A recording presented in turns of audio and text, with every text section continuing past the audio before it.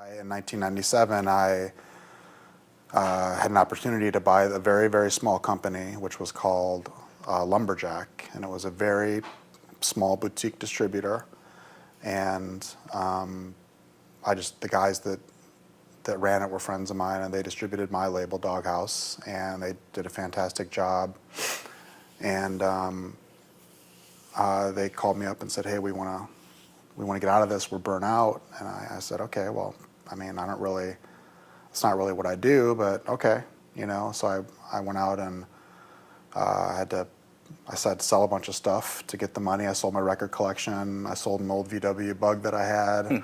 I had an really old Porsche that I had gotten for a couple $1,000s that had gained a little bit in value, and I loaned that I gave that to my brother as collateral to get, I think, $10,000 from him as a loan.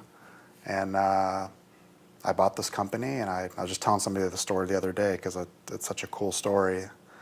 And I always have to think back of, like, man, I did that? Like, I drove a 27-foot Ryder truck to Falls Church, Virginia, and I loaded up this whole company in it by myself. Bang! This for anybody that's trying to follow a dream. No holding back, you'll get it by any means. Idols on the wall, you cut out from magazines. Full of self-esteem, nobody can intervene. Ready for the shine, you never need in the shade. This is for the boss that never gave you a raise. This is for every time you ever tried to create and no one understood, they never gave you the space. Walking up to you, they trying to give you the crown. Look into your eyes and tell you one of us. Every time you turn around and face the crowd, be ready cause your time is now.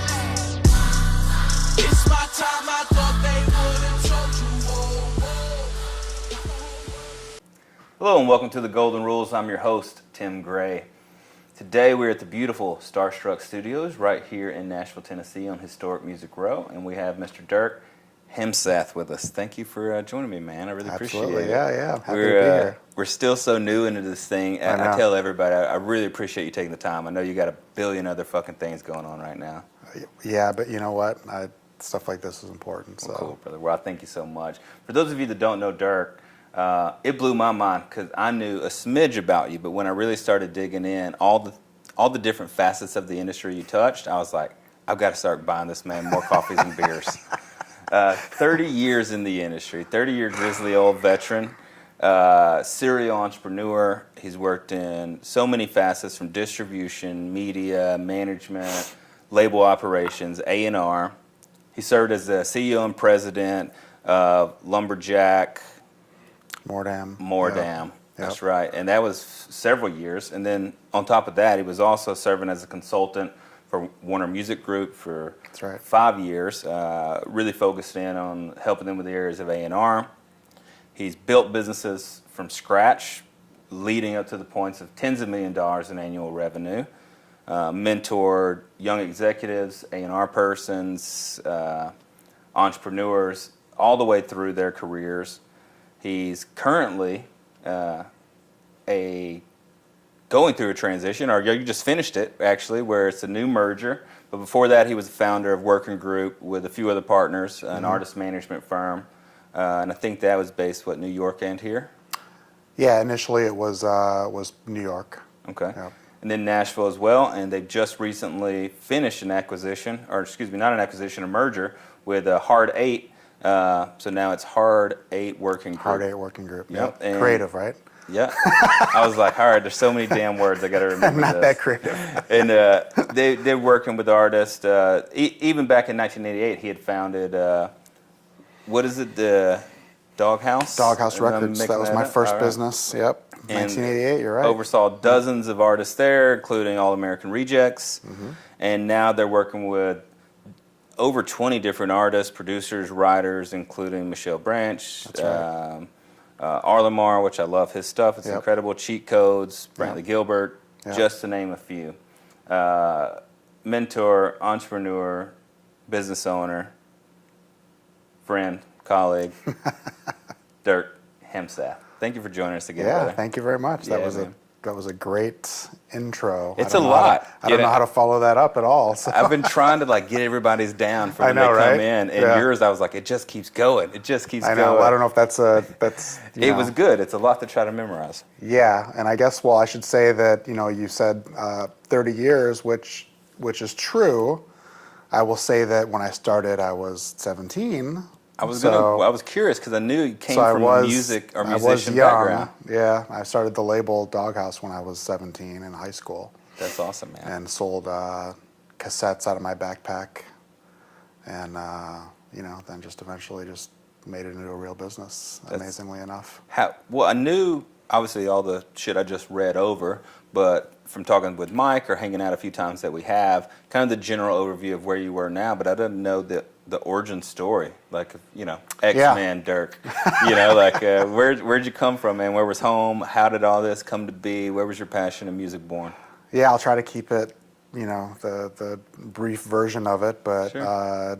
I was born in Toledo, Ohio, to German immigrant parents, and first one to be born here in my whole family, and so just had a passion for music through the years, brought on by my brothers who bought lots of vinyl and went to college and brought back classic rock records and punk rock records and just everything. So I never really knew the difference. I just listened to all kinds of music, which really helped me out over the years. Sure. So played in a band, as a lot of kids in high school do, and recorded our own music, put out demo tapes, which people did back then. And then in 1987, we decided to put out a 7-inch, and the band was called Majority of One, and that was my band. And I just, back then there was no internet, there was no easy way to figure out how to put out a record, but cassettes were easy because you just copied them and you ran off the covers at Kinko's, but putting out a record was a whole different story. So I had to figure out how to actually make a 7-inch, and actually contacted United Record Pressing, which amazingly is here in Nashville still, and Yeah. this was 1987 or 88, and they only made 7-inches back then, and so I contacted them, made this record, put a little ad in a punk rock magazine called Maximum Rock and Roll, and sold all of them, and off to the races. That's awesome, man. So, the band kind of went on and started signing my friends' bands, and started doing regional stuff in the Midwest, and just became kind of known as a regional label, and signed a band called the Get Up Kids, and they started to take off, and were kind of like considered one of the forerunners of kind of the emo that happened back then. And that's actually how I met Rich in the first place, because Rich ended up managing them and ended up signing them to his label Vagrant for their next record. I put out the first two. And then, man, it just took off. Like, it was crazy. Yeah. Yeah. I love the hustle story behind it. Yeah. Figuring it out. Figuring it out, figuring man. It out. It's like you didn't have any other choice but to just figure it out. No helpful YouTube videos of how to break an artist. No, this was even before. Somebody said to me the other day, well, you had that book, How to Book Your Own Effing Life, or tour, whatever it was. It was like a book of like all the resources for punk rock, and it came through the Maximum Rock and Roll thing. And no, this was before then even. Like those resources weren't even available yet. So yeah, but through the years, just rolling over barriers as they come. I mean, it's really just, that's all you can do. And I didn't really have much of a other game plan. I mean, I really wanted to play music and I wanted to be in a band. I didn't really want to run a record label. It wasn't really what I set out to do. It was more of a, see a need and figure it out. Sure. Yeah. And that was all still in Ohio at the time. When did you transition to New York, or was there a stop in between? No, I was in everybody always asked me, even I remember Rich at one point asking me, why are you in Ohio? If you were in LA, you would be killing it. And I'm like, well, I'll kill it in Ohio. Yeah. So even then I was kind of doing things on my own, the way I wanted to do them. And at the time, I just wanted to live in Ohio, and we had an international airport in Detroit, and I could fly around the world, no problem. I mean, I flew everywhere from Detroit, and I was only 30 minutes away from my office, which was in northern Ohio, and so kind of going back a little bit, in 1997, I had an opportunity to buy a very, very small company, which was called Lumberjack, and it was a very small boutique distributor. And the guys that ran it were friends of mine, and they distributed my label, Doghouse, and they did a fantastic job. And they called me up and said, "Hey, we want to get out of this. We're burnt out." And I said, "Okay, well, I mean, it's not really what I do, but okay, So I went out and I had to sell a bunch of stuff to get the money. I sold my record collection. I sold an old VW Bug that I had. I had an old, really old Porsche that I had gotten for a couple $1,000s that had gained a little bit in value, and I loaned that I gave that to my brother as collateral to get, I think, $10,000 from him as a loan. And I bought this company, and I was just telling somebody the story the other day because it's such a cool story. And I always have to think back of like, man, I did that. Like I drove a 27-foot Ryder truck to Falls Church, Virginia, and I loaded up this whole company in it by myself. Wow.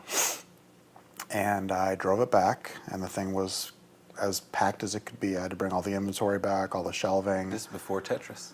Yeah. You weren't even practiced. That's right. That's right. Yeah, it was before Tetris. More like, so I brought it all. I had worked at UPS, though, I will say. Oh, okay. That one of my There's jobs. some skill. Yeah. I loaded trucks at UPS, so I did have some skill there, yeah. And that definitely came in handy. So I brought that back, and I had a guy that a partner of mine that was playing in my band that happened to work at like a small parts warehouse, and he said, "Hey, I know warehousing. Let me do the warehousing, and you do the music relations and that stuff." And I said, "Great." And we set it up in this old abandoned building, and I think we were paying $400 a month in rent for this thing, and we set up this company, and we bootstrapped the damn thing for. Mm-hmm. I mean, I definitely didn't have enough money to get through the first couple months, so sure. We just bootstrapped it, and it was a great experience, man. I mean, it was just so much fun. True just building entrepreneurship something. right there. You figure it out. Yeah. You do without. You're not fucking fancy. Yeah. And you go. We had a couple computers, and we figured out how to, and we did a lot of things that weren't typical at that point. We were one of the first distributors, at least smaller distributors, to sell online. We just built our own store, and then eventually we became known as like this sort of more advanced, technologically advanced company, and it really helped us out. And we became, I think we took the thing from. I think when I bought it, I want to say they were doing maybe 300 or 400 in sales a year. At the time I thought it was a huge company, but it sure. In hindsight it was a pretty small company. But I think the first year we doubled it and did like over $1 million, and the next year we did $2 million, and I think the next year we did 2.5. I don't know. Like by the time it was done, we were like at 6-7 million with the thing, and just in a matter of a few years. And we had a big facility in Toledo, and we had a bunch of sales reps, and we had a bunch of people, and we had 100 labels that we distributed, and it was an interesting What happened thing. with that? Just less distribution? You said, whatever, I'm out of here. I want to do a change. The business was changing, and that was right in the middle of Napster, and sure. Everybody was really in flux, and things that people were freaking out about what was going to happen, and physical sales were dropping, and it was just the beginning of legitimate actual like online sales, with mp3.com and eMusic, and there wasn't really none of the big players were in that yet. It was and really everybody thought the whole business was going to fall apart. I mean, the labels were scrambling, and it was a really difficult time. So, so we ended up buying another company called Mordam, which was sort of the company that we really had made ourselves like they were like the company that you looked up to. You know, they were like this great punk rock distribution company, and the woman who owned it called me up and said she wanted to get out of it, and you know, I said, hey, you guys have done a great job with your company, and I think I'd like you to take it over. And I was like elated because it was like, you know, wow, that's like, we're legitimate, you know. She actually, and you know, they're twice as big as us, and I'm thinking, well, how are we going to do that? Like, the company's way bigger than us, you know. So again, we just figured it out, and took it over, and you know, it was a difficult, it was a mistake in hindsight for a lot of different reasons, and most of it being that, you know, the business was going through a difficult time, and we purchased a business that was way more different from our business that I anticipated, and a culture that was significantly different than what we were doing. And unfortunately, we lost a lot of the labels that we were working with, and we had a huge infrastructure that we had to deal with, and honestly, it just ended up falling in on itself. Sure. And it was probably the most difficult part of my life so far, fortunately. Mm-hmm. But it was one of those things. It's like, it sucked, but at the same time, man, I learned a lot. Sure. Learned what I didn't want to do.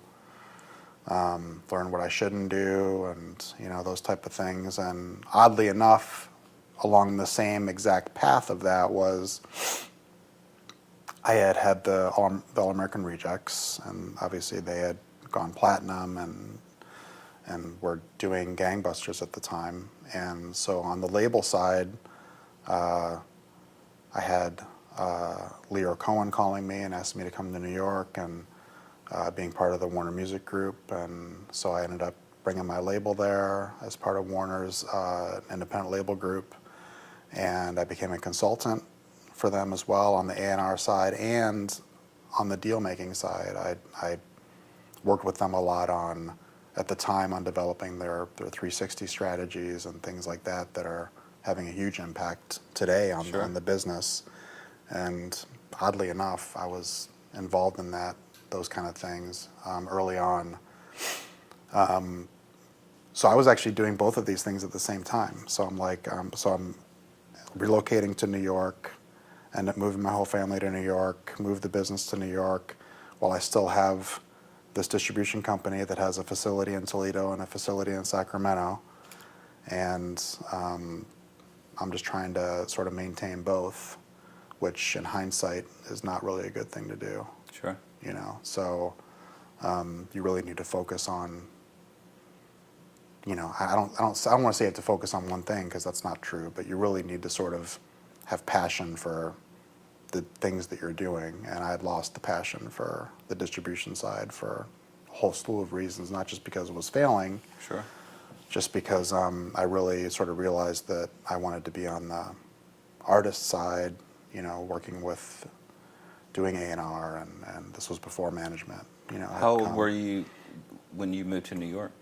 How old was I? Mm-hmm. I moved to New York in 97, or not, I'm sorry, not 97. That's when I bought Lumberjack, in 2007, so 10 years after I moved to New York. So I was 10 years younger, so I was 48. I was just trying to paint the picture. Sorry, 38. It's like from 17. I know, right? And how much experience you had gained. 20 years. Yeah. I mean, so that was 20 years. Yeah. Right? So it's interesting, like, when you think about it, and it's like, there's all these different, I can look back and there's all these phases, you know, there's there's these pretty distinct successes and failures that come every, I don't know exactly what the timeline is, but I would say it's a good 7 years between, you know, failures and successes, and, you know, there's a 7-year cycle as far in my life at least. I think you're spot on. I'm Yeah. doing the math in my own head, and Yeah. this year started 7 years being in Nashville since Okay. the last thing I had to shutter from failure. You know? So hopefully this 7th year is the good one.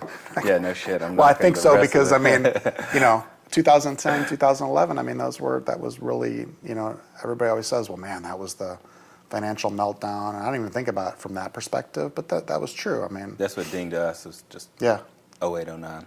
Exactly. Yeah. Right.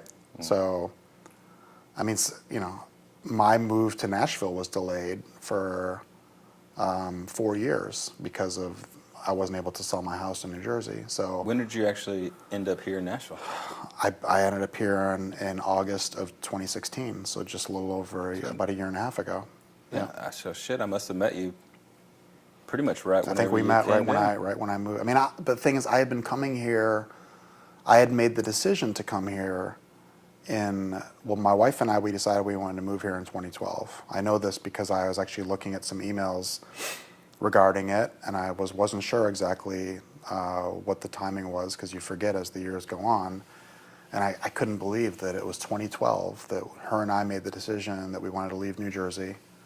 We wanted to move to Nashville. And the problem was that we couldn't sell our house, so it took us until 16. So 4 years of waiting, essentially. Sure. So for about 2 years before we moved here, I started coming here. So I may have even met you before I actually moved here, because Mike was here. Okay, probably, right? Yeah. Because Mike's been here for 6 years. I met him right a year or two after I moved to Germantown. Okay, gotcha. So it's got to be you probably had been coming down for a little while. Yeah, so Mike moved here 6 years ago, and he and I started working together 5 years ago, so he was kind of like my guy on the ground. Yeah.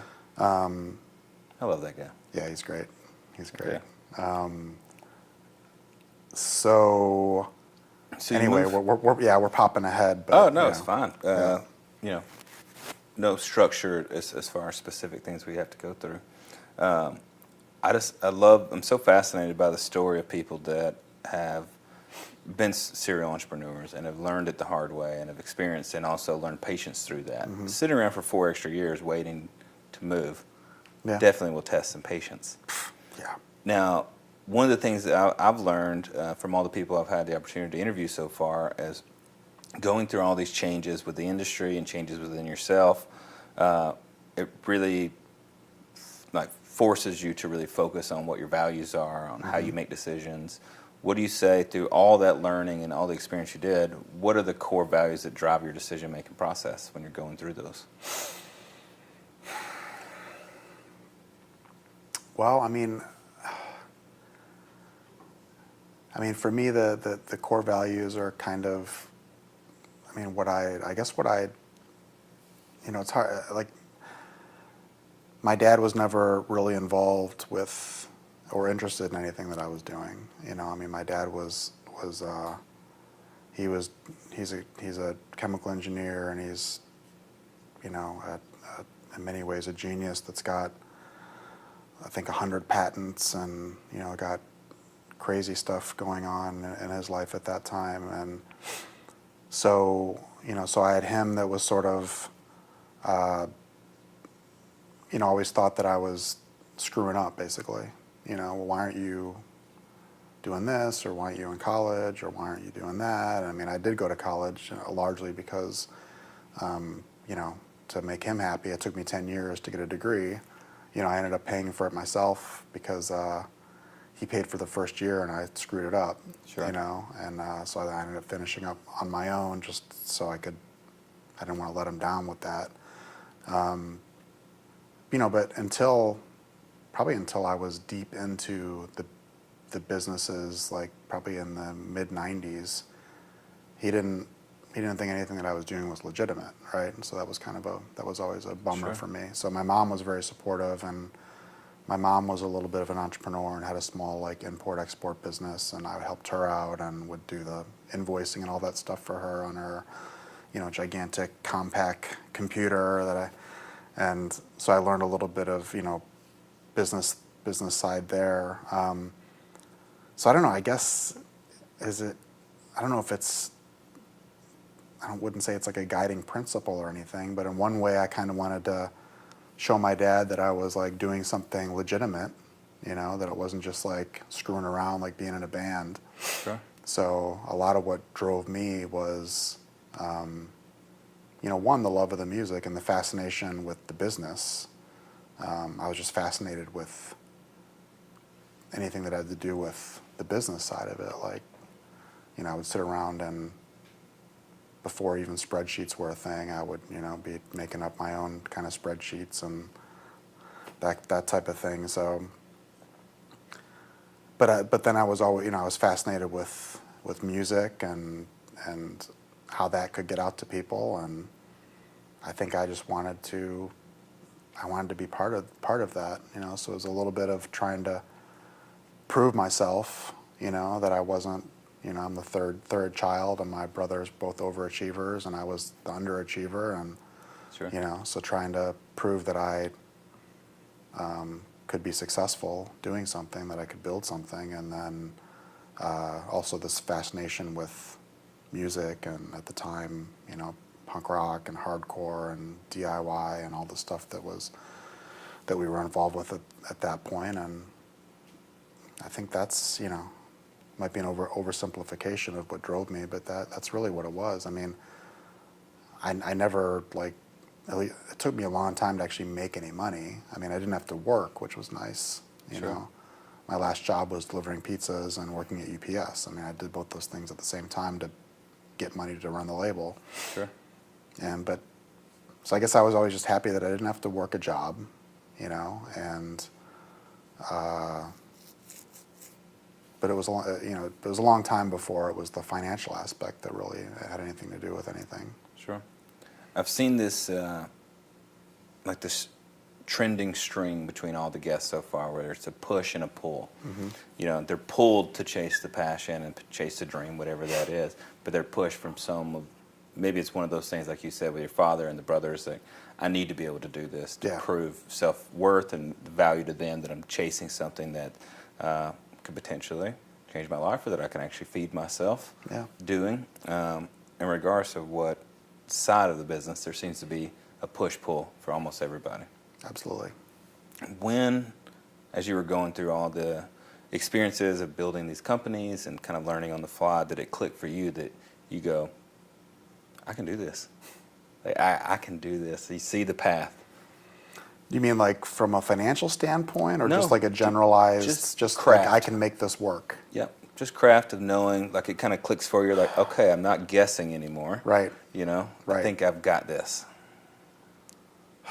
Man, that's a tough one, because Rich and I just had this conversation the other day about, like, you still feel sometimes that you're going to get found out, you know, that you're like, somebody's going to come to you and be like, you know what, you really don't know what you're doing. Like, we're the business police, and we're going to tell you that, you know, you really don't have it figured out, and you've just been like skating through the whole time. And so yeah, I think you have that fear all the time. I think it's what helps drive you, is that, you know, maybe I'm not doing it right, or there's something I'm missing, or somebody else must know something that I don't. I think that's always there, like even to this day. Like, I think that's there. I think as far as knowing that I was good at what I did, I mean, that was pretty early on, because the reason that I stopped being in a band, because that's really what I wanted to do. I wanted to play in a band. I wanted to tour. I just wanted to do that, like, because I'd taken a bunch of bands to Europe and toured with them, and either I was in the band or I was the label or whatever it was, but I was facilitating a lot of bands touring, and I was, you know, I would drive the van for them, or I would like tour manage, or I would sell merch, and I would bring all my own stuff, and that would help me build my business, was selling things over there. So I think, you know, when I kind of realized that I wasn't going to make it as a band guy, because every other band and artist that I was working with, bringing to my label and helping out, it was because people loved those bands, you know, and they didn't love my band. And so I would be like, well, I'm going to go on tour with you guys, and we'll open for you. So you kind of use your position to like, and, we're kind of like a band's band. Sure. Like bands loved us, but nobody else did because we Yeah. were very technical.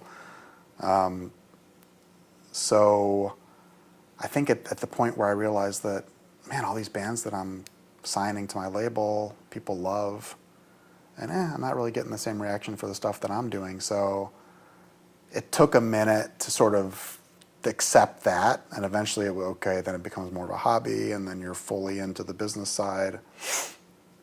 But once I sort of made that transition, then I knew, well, this is what I'm good at, because people really like the stuff that I'm finding. They really like the aesthetic of the label, and I used to get lots of praise about our aesthetic approach and the way the album covers looked and the ads, and I had great designers and artists that worked with me, but I was very involved in the aesthetic approach of the company and the kind of bands that we wanted to have on the label and the way it would sound and the way it would be presented. And I was, very, very, that was my 20 hours a day Sure. life. I mean, working at Kinko's until, 8 in the morning and doing everything I had to do, and that was it. Like, so then I knew that this is something that I'm actually good at. So, Sure. which is why I kind of stopped going to college and, stopped doing those things, which was the things that I thought I had to do. Sure. So I think I knew pretty early on. I mean, you always have that, at least I did. I mean, you always have that doubt that you're like, how long is this going to last? Like, how long till I screw it up? Or Oh, I carry that backpack around daily. Yeah.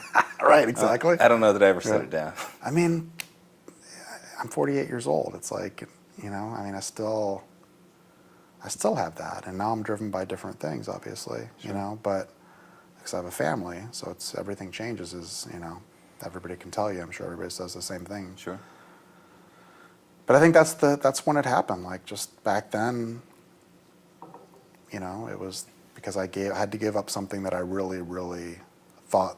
I never wanted to have a record label, or when I say never, I Wasn't the mean dream. when I was young. Like, that was never, it never even occurred to me. Sure. So when I actually did it and became successful, then it was my passion. But before that, I just wanted to play music and write music, and that was it. If you could go back, and have someone come in and teach you some of the harder lessons you learned early that you had to learn the hard way, there were 3 things specifically someone could have told you before you began your career. Wow. What do you think those might be? Boy, that's hard. See, I'm the opposite. They could tell me the stove is hot and orange, but if I don't feel it, Right. Right. even if they would have told me, I may have never listened. Yeah, that's tough because, a lot of it would be very cliche things. But to try to give some more like solid answers.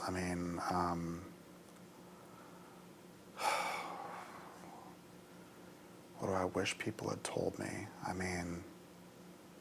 That politics, and when I say politics, I don't mean, what we're all dealing with today. I mean politics of people that you either work with or that are employees or that are artists or whatever it may be. The politics of the people you're going to have to deal with kind of run everything. Like, that's, I'm not that great at the politics side of things. So, I'm an eternal, I'm a crazy optimist, and sometimes to my detriment, because I can have the worst things happen, and I'm just like, no problem. We'll figure it out. And so I wish somebody had told me, like, listen, like, when people tell you something, or when you're trying to work together with this group of people, and you're constantly the one that has to try to work it all out, like, you got problems, and that people aren't just going to work together the way that you think they are, that you think it's like this natural, well, we should all just like each other because we all kind of want the same thing, and we're all in this, this DIY world or whatever it might be, and let's just work together, and everybody's got their own agenda, you know. So maybe somebody did tell me that at some point. It just never. I always gave people the benefit of the doubt, and I mean, I think you should give people the benefit of the doubt, but I think over and over again, I kind of, with, you know, the politics just have their way of like worming their way into what you're trying to do. Sure. And it just never occurs to me that people are trying to put through their own agendas, you know? I mean, maybe it does now because I'm like hypersensitive to it, but back then I just didn't. So I think that was the reason why I had some failure, was because I failed to realize how brutal that could be when you're trying to either grow a business or bring, you know, businesses together, that type of thing. So I would like to have had some notice on that. My grandmother called it a snake in the hen house. Yeah. Yep. Yeah, and some people aren't even trying to be snakes. They just are. You know, it's not even something they're trying to do. They just happen to. That's just the way they are, and you know, keep giving them, you know, and they just keep eating away. And what's something else that I wish somebody would have told me? Man, that's such a hard question. It is. I figure if you has if anybody you give you learned three it, easy answers to that? I don't know about easy answers, but Yeah. some of them can rattle it off faster than others. I think people must have that stuff just saved up because They may have, or they've I've never done thought it. about it. And Who knows? You know, when I Yeah. was going through, I asked myself all these questions, and that Yeah. one was a really tough one for me Yeah. because I know how I naturally am. yeah, It's just how I learn. yeah. You know, so I know that would be a tough one. I mean, listen, somebody did tell me early on, and I wish I would have listened to them, that I should have started, you know, having publishing assets 20 years ago. Sure. You know, I mean, this is. I know this is not a more, you know, bigger thought thing. It's straight up business thing. You know, Sure. but if you want the truth, like, this was probably in, I don't know, early 2000s, and I had done a deal with Cherry Lane Music Publishing, which I think they got bought by BMG or something. And the woman who was the CEO, and she was very smart, and she sat myself and my wife Emily down and said, "You're going to get involved in publishing, and this is going to be the retirement for you and your kids, and it's always going to be, and you just keep doing this, and forget about everything else. This is what it's going to be for you." And I was like, "Oh man, that sounds great." But I didn't take it. You know, that venture didn't last very long, and then we ended up doing a joint venture with Warner Chappell when I did my overall Warner deal, and Leor kind of forced that, and so I didn't really get any support. But on the other hand, I didn't really concentrate on it. I signed a few things that I signed to my label, and I just, you know, more like for the artist, I was like, "Hey, I'll give you a publishing deal, so that way you have some money that you can put back into your touring." And Sure. I didn't think about like the bigger picture of it, and so probably made a few bad investments with giving some artists money that maybe shouldn't have gotten it. And but man, I just think like that would have been, you know, 15, 18 years of building up catalog on all the things that I've been involved with that I didn't do, you know. And I kind of wish somebody would have told me more strongly, but they did tell me. So this is not a real good answer to your question. I think it's a great answer. But I just been thinking a lot about publishing lately. So it's like, man, like I've been involved with it for a long time, and I just have not taken. I don't think advantage of it is the right word, but I just have not put the time into and effort into that maybe I should have. Sure. 15 years ago. What So- on your day-to-day now, like I'm a big believer in the 80-20 rule, and I try not to get sucked into the tediousness or the busy work stuff. Yeah. So I can focus on actually what's going to drive the company forward. Yeah. What is the 20% of your day that drives the 80% of the results? I mean, the 20% of my day that I feel like drives the results, and yeah, I mean, the little stuff, you know, I'm sure you've done it over the years. I mean, you can really get caught up in it. Sure. And especially when you're building a company, you tend to, a dollar is a dollar, right?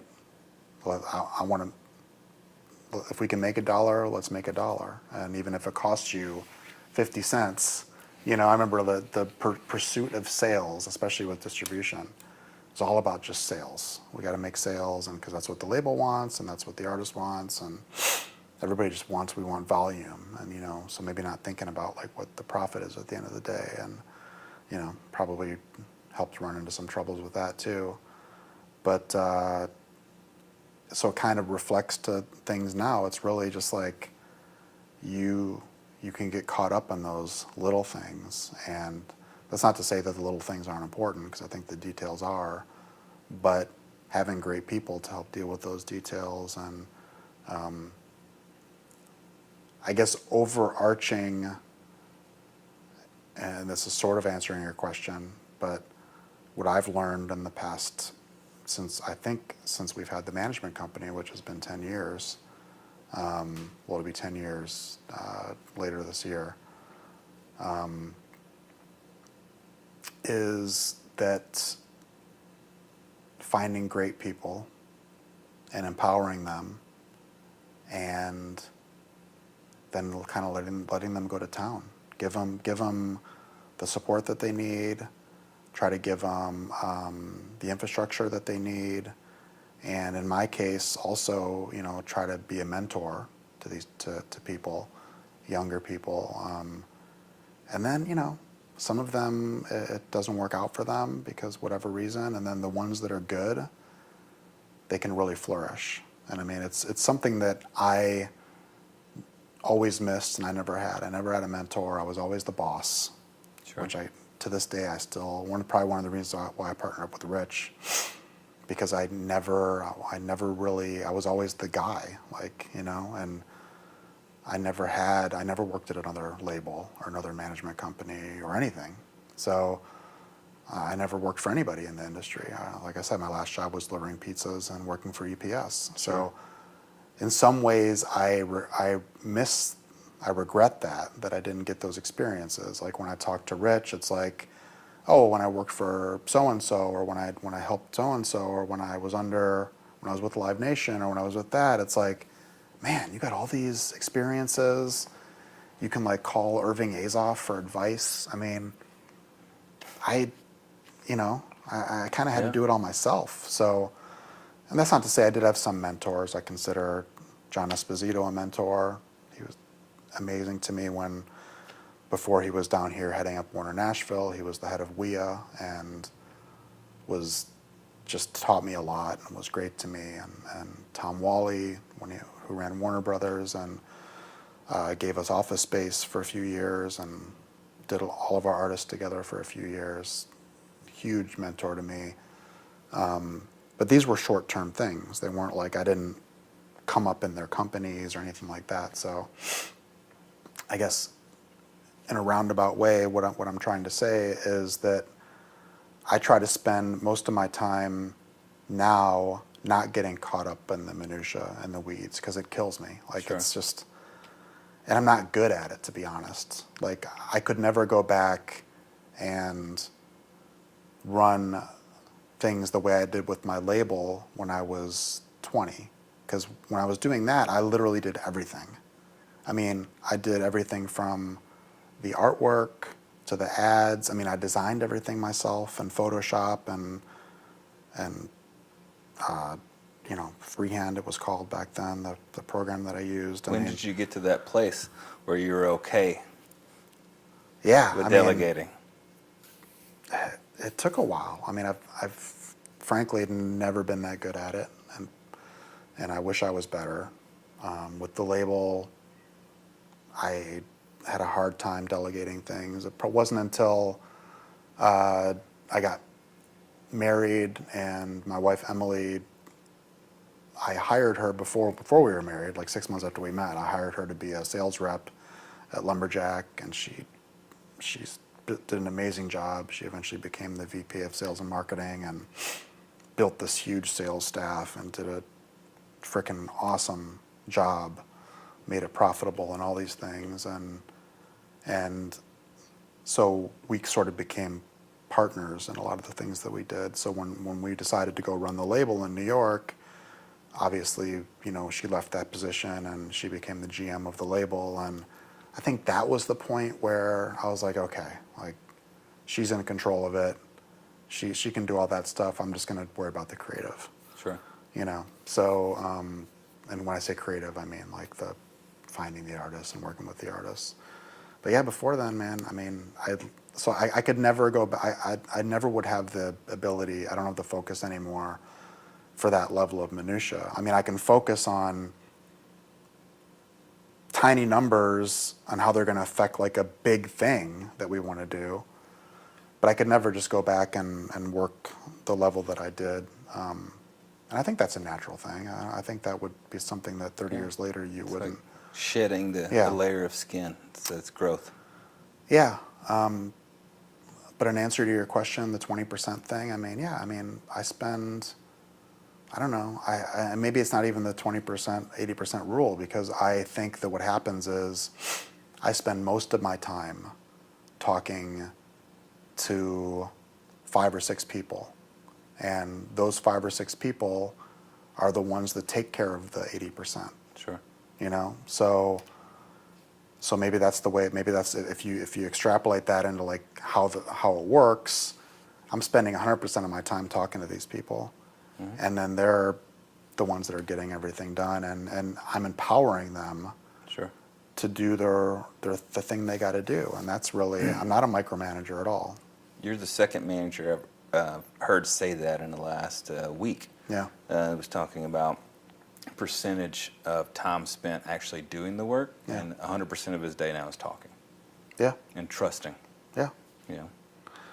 And I love that idea. I think you have to. I'm certainly not there yet. I mean, I spend a lot of my time looking at spreadsheets too. Don't give me like, now that I'm partners with Rich, it's like he's not that way. Like he does not want to look at that stuff, and that's kind of my job within the business. He's very much the on the phone all day type guy. But he's also very much more in control of,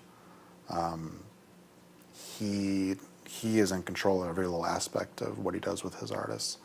And that's a different style but that's the way he was brought up as a manager. And it's a different, I think the reason why we became partners and we were able to work, together, and we both thought that there would be value in doing something together was because of our different styles, because we're so different in the way we do things. Even though we've done a lot of the same things, we both built labels, we built management companies, we've built other things, we've both failed miserably, we've succeeded greatly, but we're so different in our style of how we actually deal with clients and artists and things like that. I think that's why we decided that it would be a good match, because I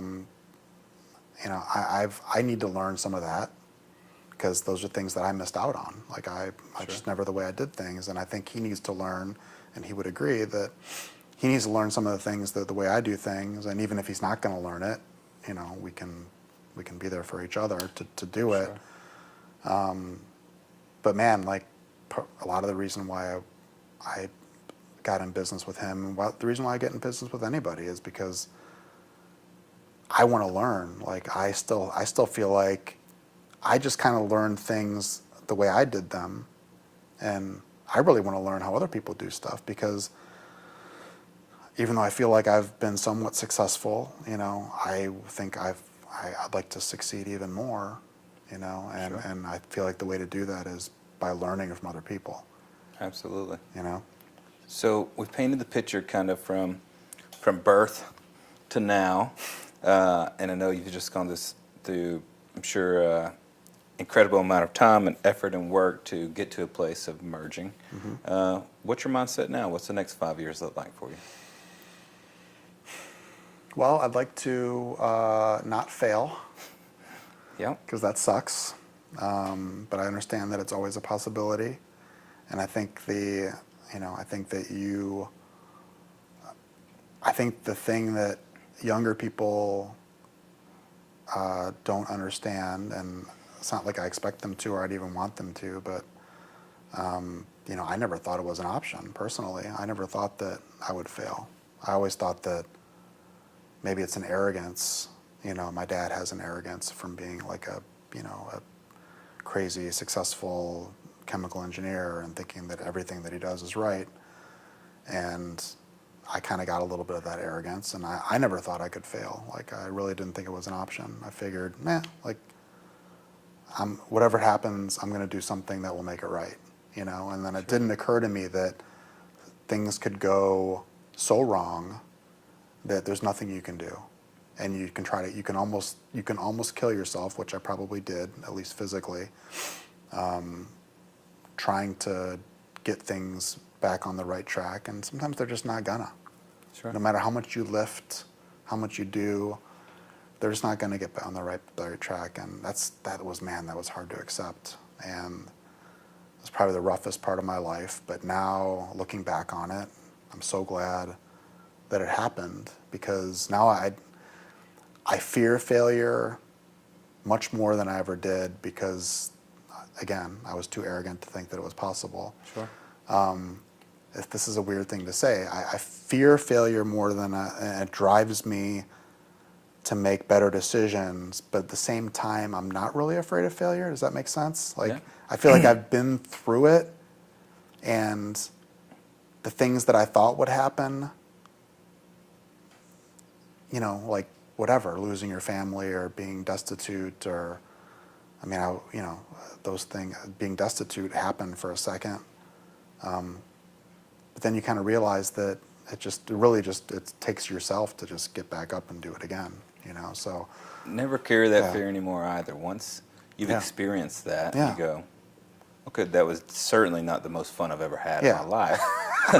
However, Right. I survived. Right. You So know, maybe it's not fear. So so maybe I don't fear failing again, because I know that, like, I don't want to do it. Everything in my being is like, I don't want to fail again.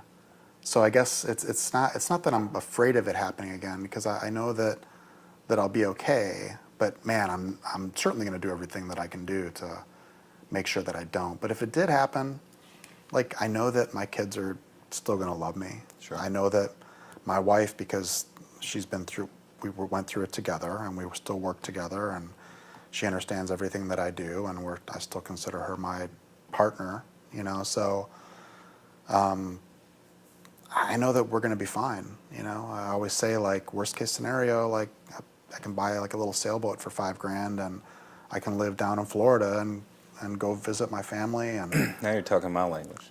right? I mean, I would actually kind of be okay with that, you know? That's actually part of the dream for me. Yeah, I mean, is I'd like to do that the way I want to do it. Exactly, not because I have to. Right. Yeah. Yeah, and I'd like to have more than a $5,000 sailboat, maybe a little Yeah. bit bigger, but that's fine. Like, that's all I really want to do, Sure. you know? So kind of knowing that, it really helps you, I think, Yeah. you know?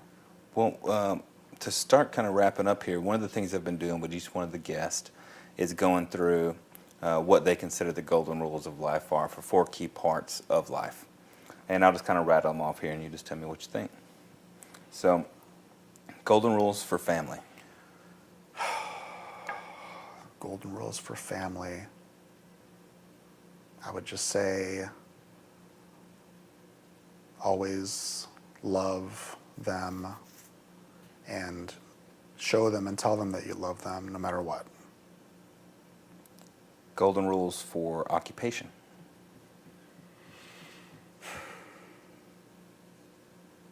Find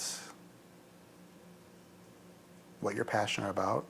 I know it's so cliche to say it, but it really is the truth. There's a lot of people that do what I they know. hate every day. I know. Find what you're passionate about and try in some way.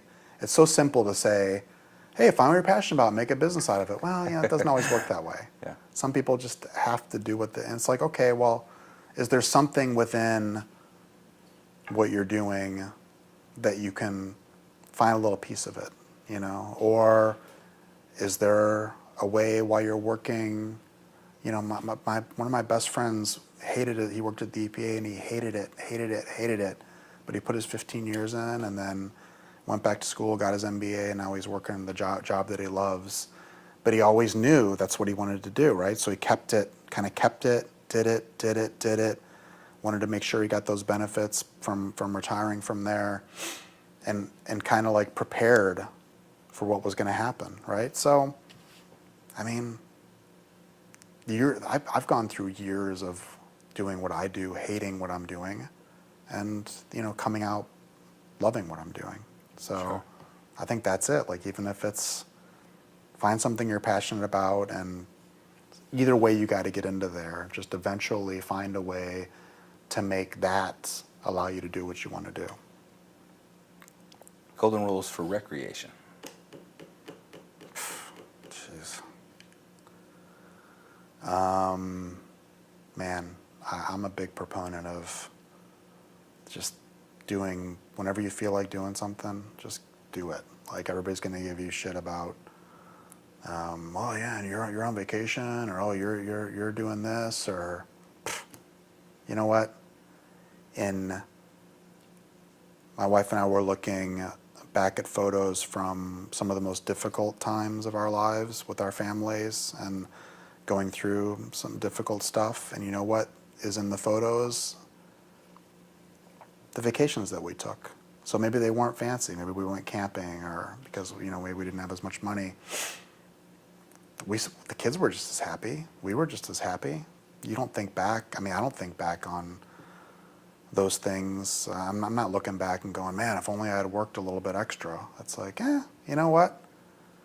You can always work. You know, you should work. Sure. You should work hard.